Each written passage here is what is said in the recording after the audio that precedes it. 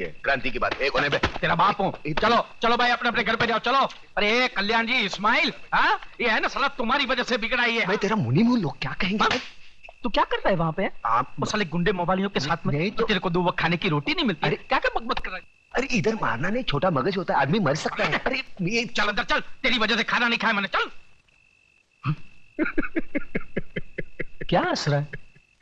क्या हंस रहा है? तेरा कैरेक्टर मेरी खोपड़ी में नहीं बैठता। अरे नहीं बैठे तो ना सही। तू मेरे को एक बात बता पहले। क्या? मेरे पैसे से तुम लोग दोनों आंकड़ा खेलते हो? ना, हैं? ना, ना। हैं? मटका बटका तो नहीं ना। खेलते हो ना? ना। दारू बारू पीते हो? बीड़ी की बात आती है, मुंह बंद कर। बेटे रंडीबाजी तो नहीं करते हो ना? अरे कलम अली भाई, एक बच्चे के साथ कैसी गंदी बात करता है? ऐसी गंदी चीज नहीं करना बेटे। तो फिर मेरी लक्ष्मी को क्या तुमने फिल्म लाइन में डाला है? कंफर्म करोड़, 1 करोड़। चल खाना खा के गाना गाते। तुम मेरी इकलौती बेटी हो ममता, सो मुझे मालूम है कि अगर तुमने कोई लड़का चुना है तो जरूर वो कोई हीरा होगा। वो कोई बिजनेस मैग्नेट है या इंडस्ट्रियलिस्ट? नहीं डैडी, इनमें से कोई नहीं है। तो फिर जरूर वो किसी बड़े अफसर का बेटा होगा, या इनकम टैक्स ऑफिसर का, या कस्टम कलेक्टर का, या फिर पुलिस कमिश्नर का, या मेजर जनरल का। इनमें से भी किसी का बेटा नहीं है वो। अरे वाह, तो फिर जरूर वो किसी मंत्री, डॉक्टर या इंजीनियर का बेटा होगा। हाँ? तो फिर किसकी औलाद है वो? कोई गरीब घराने का है या किसी झोपड़पट्टी में रहता है वो? हाँ। क्या मतलब? शहर के मशहूर बिल्डर योगराज की इकलौती बेटी दुल्हन बनकर झोपड़पट्टी में जाएगी? बिल्कुल नहीं, नामुमकिन। डैडी, आपने लक्ष्मी नगर का नाम तो सुना होगा? सुना है, सुना है। शहर के बीचों बीच एक सड़ी हुई झोपड़पट्टी है, वही रहता है ना वो। हाँ। लक्ष्मी नगर का नाम तो ऐसे ले रही है जैसे शहर के सारे रईस वही रहते हो। डैडी, वो लक्ष्मी नगर के मालिक लक्ष्मीदास जी का बेटा है। क्या? क्या? अपने लच्छू का बेटा है वो? लेकिन तू तो कह रही थी झोपड़पट्टी में रहता है वो। अरे बेटी, वो लक्ष्मी नगर का मालिक है, मालिक। वाह बेटी, मैं तुम्हारी पसंद की दाद देता हूँ। यूं समझ लो तुम्हारी शादी पक्की। मैं कल ही जाकर लच्छू से बात करता हूँ। अब तो तुम खुश हो? Thank you daddy, thanks.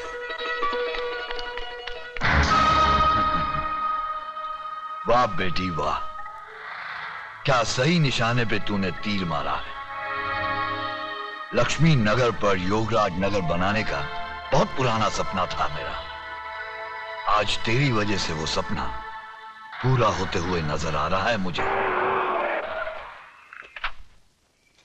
Lachhu योगू, अरे योगू मेरे यार। अरे तू तो बिल्कुल वैसा का वैसा ही लगता है, एकदम दुबला पतला। हा? मैंने तो सोचा था कि आदमी के पास पैसे आ जाए तो बड़ा झाड़ा मोटा हो जाता है। अरे यार, तुझे देखकर अपना बचपना याद आ गया। याद है तुझे, तू कैसे छोटे छोटे मिट्टी के घर बनाता था? हा? और आज शहर की ऊंची ऊंची बिल्डिंगें बनाने वाला योगराज बिल्डर। अरे बातें छोड़, ये ज्ञानचंद जी हैं। अरे ज्ञानचंद के ज्ञान के बारे में तो मैं बहुत कुछ सुन चुका हूँ। तुम्हारे कारोबार का काला सफेद कोई भी काम इनके ज्ञान के बाहर थोड़ी है कि नहीं? आइए कंगी, अंदर अंदर रखो, बहुत बुरी आदत है इसकी। आइए आइए, आओ आइए, बैठिए, आइए। हाँ तो भाई साहब बोलिए, क्या पियेंगे, गरम ठंडा? कुछ नहीं, मैं ओवल्टीन पीऊंगा। नहीं, वो घर में नहीं है। ये एक और बुरी आदत है इसकी। देख लच्छू, हाँ। तू तो मुझे बचपन से जानता है, मैं घुमा फिरा के बात नहीं करता। बराबर। देख, तेरा एक बेटा है, हाँ। मेरी एक बेटी है। हाँ। जो कुछ भी तेरा है वो मेरा है, और जो कुछ भी मेरा है वो समझ ले तेरा है। यानी तेरा जो कुछ भी है वो मेरा है? हाँ, वो कैसे? सीधी सी बात है लच्छू, मेरा सारा माल मेरी बेटी का, मेरा मतलब है शादी के बाद तो दामाद का ही हो जाएगा ना। देख भैया, ये तो लेन देन की बात करेगा तो तेरी मेरी नहीं जमेगी। ये लो। इसलिए मैंने अपने बेटे को पहले से ही घर के बाहर भेज दिया है। अरे यार, तेरी बेटी मेरी बेटी जैसी है, एक साड़ी में विदा कर देना, मुझे दहेज में फूटी कौड़ी भी नहीं चाहिए, समझा? वाह। नहीं। और दिन रात एक करके जो मैंने दुनिया भर की दौलत कमाई है वो किसके लिए? मुझे नहीं मांग। देख, मैंने तो फैसला कर लिया है, 1 करोड़ नगद मैं ममता को दूंगा ही। 1 करोड़ नगद? 40-50 लाख रुपए के गहने और फिर एक छोटा सा बंगला 3 करोड़ का। ये सब मैंने अपने बेटी के नाम कर दिया है। 40-50 के गहने मतलब 1.5 करोड़ और 3 का बंगला 4.5 करोड़। बाकी उसके बैंक के खाते में कुछ 2-3 करोड़ रुपए तो जमा है ही। अब बाप बनकर मैं उस पर नजर थोड़ी ना रख सकता हूं। 3 करोड़ का तो बैंक बैलेंस 7.5 करोड़। अब जिंदगी भर दूसरे लोगों की शादी पर पैसा मैंने बांटा। हाँ अब अपनी बेटी की शादी पर वो लोग पैसा देंगे ही ना। हाँ हाँ, क्यों नहीं देंगे। यूं समझ ले कुछ 40-50 लाख रुपए तो हो ही जाएंगे। 40-50 की बख्शिश यानी 7.5 और 50 8 करोड़ की लक्ष्मी। देख, अब तू ना करके दोनों प्यार करने वालों का दिल मत तोड़ देना। अरे मैं कैसे ना कह दूं भैया, लेकिन हाँ यार, ना का फैसला तो तेरी मर्जी से ही होगा ना। मैं तो अपनी बच्ची के लिए कुछ भी कर सकता। वाह योगराज वाह, क्या चाल चली है। हम तो समझा था कि राजनीति में नेताओं को भगवान भी मात नहीं दे सकता, मगर तुम तो नेताओं से भी आगे निकल गया। क्या चाल चली है, हैं? मैंने तो अपनी चाल चल दी है, मगर सारे पत्ते जो हैं वो अब आपके हाथ में हैं। आप चाहें तो उस लक्ष्मीदास स्टेट पर योगराज नगर यूं बन सकता है। अरे बन सकता है क्या योगराज, समझो कि बन गया। क्यों चंद्रू? अरे तुम्हारा दिमाग खराब हो गया देशमुख। अरे वहां कोई क्रिकेट का खाली मैदान है जो तुम उधर जाके बिल्डिंग बना लेगा? रे, अरे हमारा तो समझ में नहीं आता है कि तुमको इस राज्य का मंत्री पद कैसे मिला। 40 साल से बसा लोगों को हटाएगा कैसे? अरे भाई, 40 साल से जो काम नहीं हुआ वो 40 मिनट में कर देगा। झगड़ा तो मत करो तुम लोग। नहीं चतुर जी, नहीं, अभी नहीं, प्लीज। इलेक्शन सर पर है अभी, और वो इलाका मेरा वोट बैंक है। आपको जो कुछ भी करना है इलेक्शन के बाद कीजिएगा, प्लीज। ए ना चल बे, ए ना चल बे। अरे ऐसा लफड़ा तो इलेक्शन में होता ही रहता है। अरे काम करेगा दादा, नहीं समझा? अरे तुम हमको बदनाम करो, हम तुमको बदनाम करता है। हा? हा? अरे बरसों से जो हम जैसा देशभक्त नेता लोग करता आया है। रहा दंगा फसद का बात, दंगा फसद के मामले में दादा का हाथ पूरा हिंदुस्तान में कोई नहीं पकड़ सकता है। बस बस, बहुत तारीफ हो गया, अभी आगे बोलो, करना क्या है? अरे इलेक्शन का 2-4 मीटिंग के बाद एक जोरदार धमाका। भाइयों और बहनों, आजादी के बाद कितने इलेक्शन आए और गए, कितने नेता आए और भाषण दे देकर चले गए, लेकिन इस बार हमने दोनों पक्ष के नेताओं को एक ही साथ बुलाकर आपके सामने खड़े कर दिए हैं। तो लीजिए, ये हैं जनता जागृति दल के नेता श्री बब्बन राव देशमुख, और इनकी निशानी है डूबती नैया। इसलिए ये हमारे देश की डूबती नैया को बचाने आए हैं। बजाओ ताली। सुनो सुनो, ये है क्रांति दल के क्रांतिकारी नेता श्री चंद्रसेन आजाद। इनकी निशानी है जली हुई रोटी। इनका दावा है कि देश के हर भूखे नंगे को रोटी खिलाएंगे और खुद भी दबा कर खाएंगे। बजाओ ताली। बंधुओं आणि भगनिनों, भाइयों और बहनों, पिछले कई वर्षों से आप लोग हमें जिताते आए और हम भी जीतते आए, और आप लोग ये अच्छी तरह जानते हैं कि बदले में हमने आप लोगों को क्या क्या नहीं दिया। अरे ये सब झूठ बोलता है, सब झूठ बोलता है। अरे ये लोग ऐसा बोलता है जैसे टेप किया हुआ कैसेट। मगर आज आप इन लोगों का बातों में नहीं आने का। ये लोग आपको अगर कुछ दिया है तो गोली भी दिया है, बेकारी दिया है, भूख दिया है, भ्रष्टाचार दिया है। ये ना चलबे, ये सरकार ना चलबे। ये क्रांति दल के लोगों की दोगली बातें सुन सुन के मेरा खून खौलने लगा है। मिस्टर चंद्रसेन आजाद, मैं तुमसे एक प्रश्न पूछता हूं कि कुर्सी और सत्ता हासिल करने के लिए तुम लोग कौन कौन से ढोंग नहीं रचाते? धर्म, जातिवाद और पता नहीं कौन कौन से प्रश्न खड़ा करके लोगों को उल्लू बनाते हैं। लेकिन अब हम उल्लू नहीं बनेंगे, ना आपसे ना इनसे। बजाओ ताली। ये ना चलबे, देशमुख साहेब, ये ना चलबे। सिर्फ एक बार इस देश का सत्ता का लोगम हमारा हाथ में दो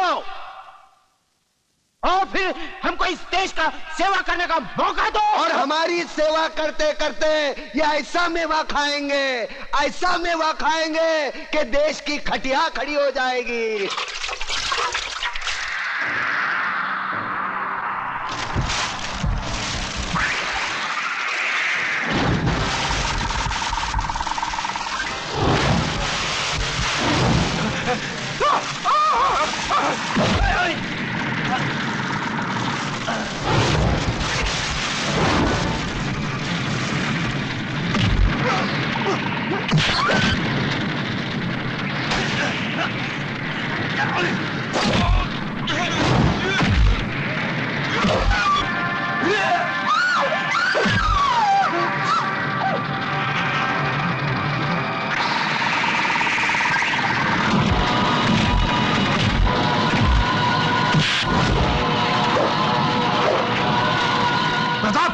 ये देख, बस्ती में आग लगी। प्रताप, क्या हुआ? लक्ष्मीदास जी, उन्होंने मेरी बीवी को काट डाला। किसने? वो देख के भड़के हैं। हिंदू मुसलमान एक दूसरे को काट रहे हैं। मुझे जल्दी छुड़ा लक्ष्मीदास जी, जल्दी छुड़ाओ यार।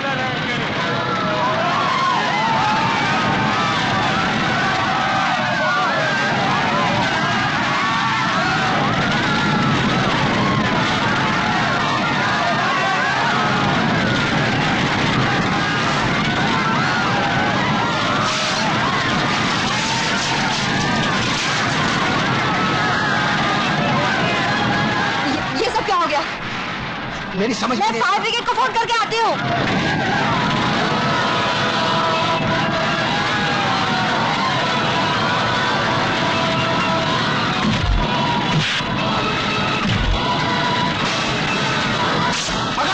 पकड़ उसे। हेलो, मैं लक्ष्मी नगर से बोल रही हूँ। बोलिए। अब जल्दी आ जाइए, चारों तरफ आग लगी हुई है। हाँ मालूम है, आग चारों तरफ लगी है। 50 फोन आ चुके हैं। मगर आप कब आएंगे? जब टैंकर आ जाएंगे फिर देखेंगे। सब जलकर राख हो जाएगा यहाँ। जल्दी आइए प्लीज। सर, लक्ष्मी नगर में भी दंगे भड़क चुके हैं। हेडक्वार्टर से वायरलेस मैसेज है, हमें वहाँ जल्दी पहुँचना चाहिए। गोली मारो हेडक्वार्टर के मैसेज को। मर जाने दो 2-5 हजार, जल जाने दो सारी बस्ती को, उसके बाद हम जाएंगे। जाओ और सुनो, वायरलेस मशीन ऑफ कर दो। अगर तुम्हें किसी ने पूछा तो कह देना कि मशीन खराब हो गई थी। अच्छा जाओ।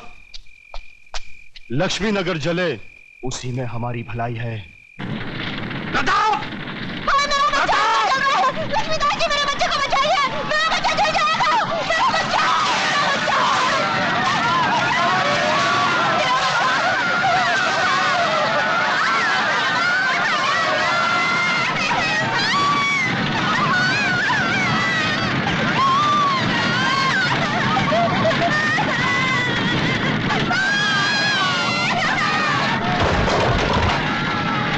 अतुल बेटे, इसको जल्दी अस्पताल लेके जाओ।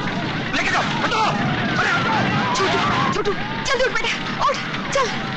कमली दीदी, बाहर आओ, आग लगी है। कमली दीदी, बाहर आओ। जल्दी आ जाओ दीदी। कमली बहन, जल्दी बाहर आ जाओ।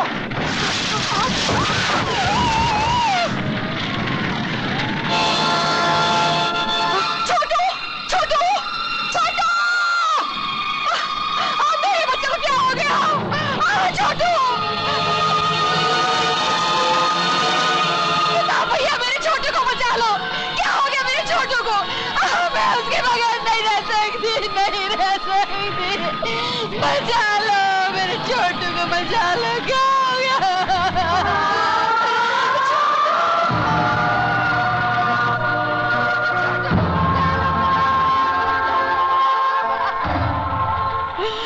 तुमसे कहानी सुनाने की जिद किया करता था ना, उसको कहानी सुनाओ, शायद उठ जाएगा वो। सुनाओ ना। मेरे बच्चे ने क्या बिगाड़ा था? किसी का क्या बिगाड़ा था? कभी उन्होंने मेरा सब कुछ जला दिया। मेरे बच्चे को क्या हो गया? वो बोलता क्यों नहीं बोलता?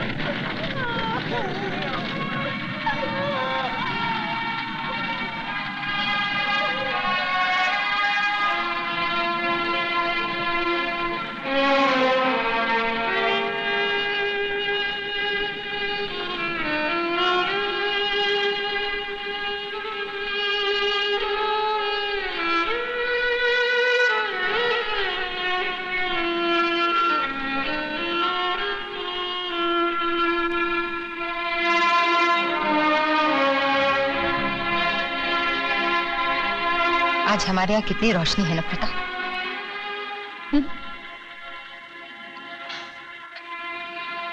ये कैसा व्यापार है प्रताप? किसने किसको मारा, किसको चलाया, कोई नहीं जानता।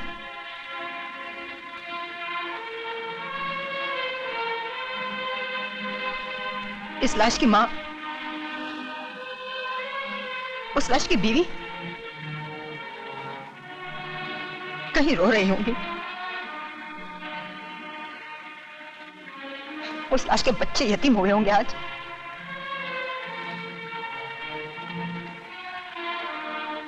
कहीं चूल्हे भूखे से हुए होंगे आज।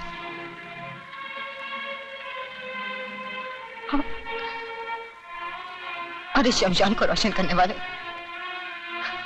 खुशियां मना रहे होंगे।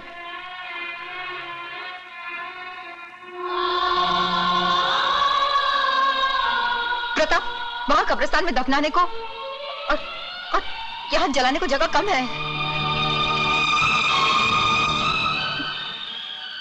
कतार,